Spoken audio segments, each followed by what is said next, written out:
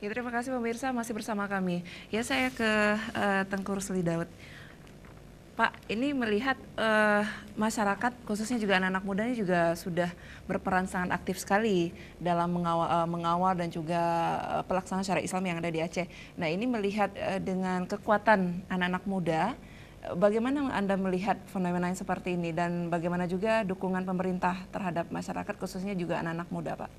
Ya, dalam berbicara masyarakat tadi saya lebih menitik beratkan kepada pendidikan ya, karena unit yang terkecil dalam masyarakat itu keluarga.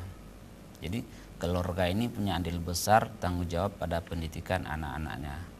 Nah, pemuda memang ada sebagian yang memang mulai aktif dalam mengawal syariat Islam. Di beberapa desa kita melihat pengajian pemuda-pemuda itu sudah nampak dan kita senang mereka sungguh aktif dalam pendidikan di menasah ataupun di balai-balai pengajian. Malah banyak mahasiswa-mahasiswa yang memang belajar memperdalam ilmunya di pesantren-pesantren lagi, baik dalam kitab Jawi dan kitab Arab. Nah, kita melihat inilah yang kita harapkan, bahwa peradaban itu kembali kepada peradaban masa dahulu. Kita melihat kalau zaman-zaman dahulu itu pendidikan di desa itu peradabannya semua ikut. Di Pak Gesiknya, Pak Imumnya, dan tokoh masyarakat. Makanya kadangkala ada anak-anak yang dia selepas maghrib mau ke tempat pengajian, ada anak-anak yang tidak hadir ke tempat pengajian. Nampak Tengku Imum aja dia lari, Pak Perawan.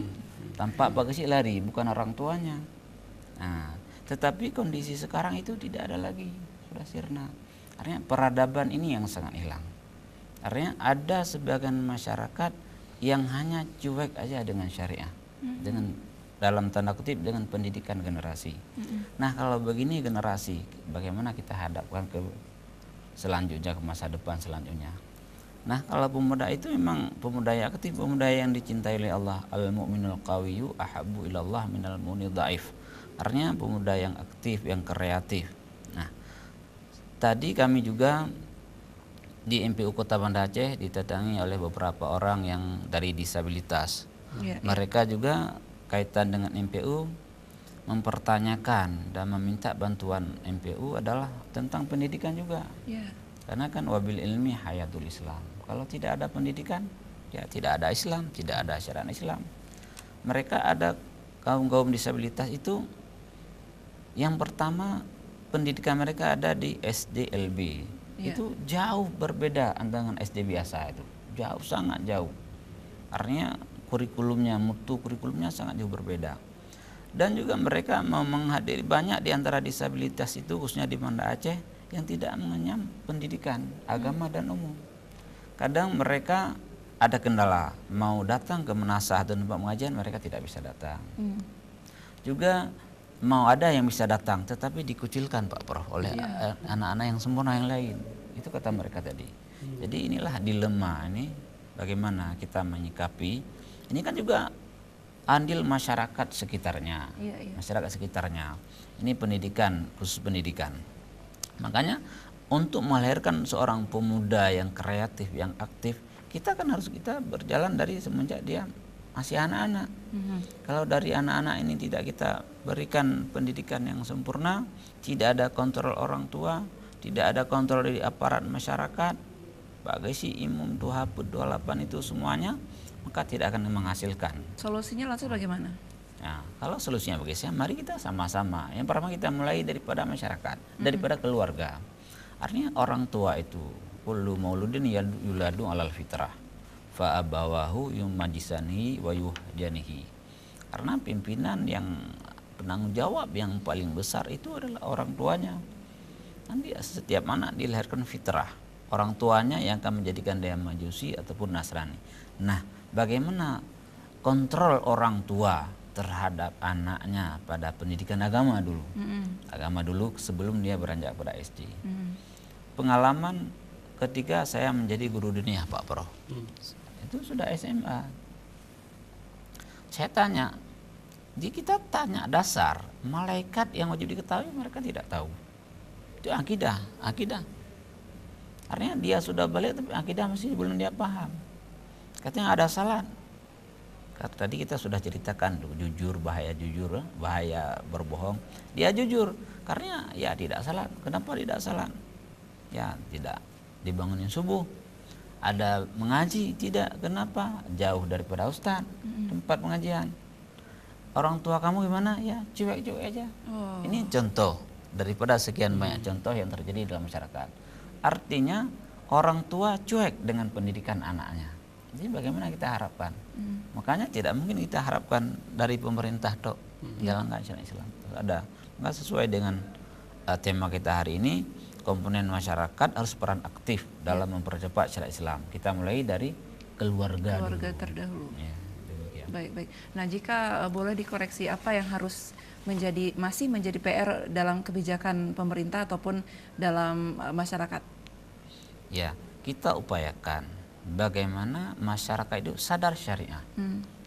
Nah, sadar syariah artinya ada mungkin kalau kita melihat dari dalam perspektif pemerintah harus memperbanyak sosialisasi lagi kepada masyarakat, membuat penyadaran. Kita dalam kampungan tuh contoh misalnya di Banda Aceh ataupun tempat lain banyak pengajian kepada anak-anak misalnya, anak-anak ataupun orang tua. Ini pemuda banyak juga yang tidak belajar mengaji. Jadi kalau pemuda tidak belajar mengaji, makanya mereka tidak paham agama. Kalau mereka tidak paham agama, bagaimana mereka cinta kepada agama? Bagaimana mereka cinta kepada syariat? Tak kenal, makanya tak sayang Pak Prawan. Nah, jadi artinya bagaimana kita memberikan kepada mereka itu agama dan bagaimana kita memotivasi mereka itu untuk cinta kepada agama.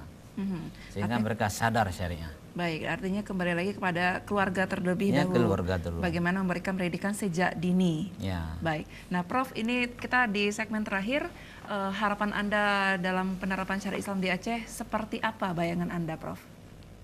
Ya, kewajiban melaksanakan syariat Islam itu berada pada setiap pundak pribadi Muslim.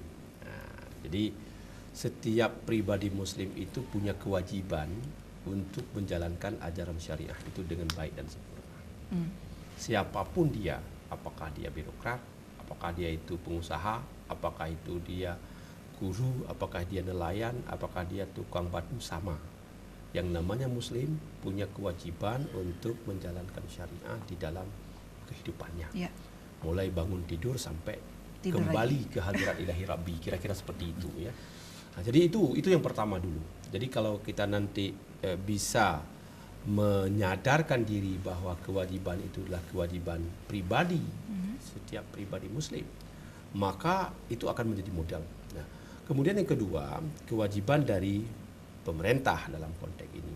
Sebetulnya kewajiban pemerintah itu kewajiban yang bisa memudahkan, ya, kewajiban yang memberikan kesempatan, kewajiban yang bisa memberikan sarana prasarana dukungan agar kewajiban pribadi itu bisa terlaksana dengan baik. Ya, jadi dua kewajiban ini, ya, tentu ini memerlukan proses, memerlukan waktu. Tidak serta-merta seperti membalik telapak tangan itu jadi.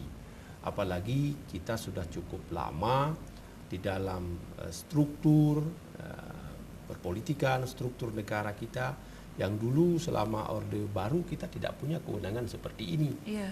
Jadi itu tidak mudah menjadikan perubahan secepat mungkin. Tapi saya yakin, ya, dengan modal keyakinan orang Aceh bahwa syariah menyerupakan bagian dari kehidupannya, urat nadi kehidupannya, modal ini saya yakin ini bisa terlaksana. Kalau kita semua sepakat bahwa pendidikan ini menjadi core penting untuk mewujudkan syariah.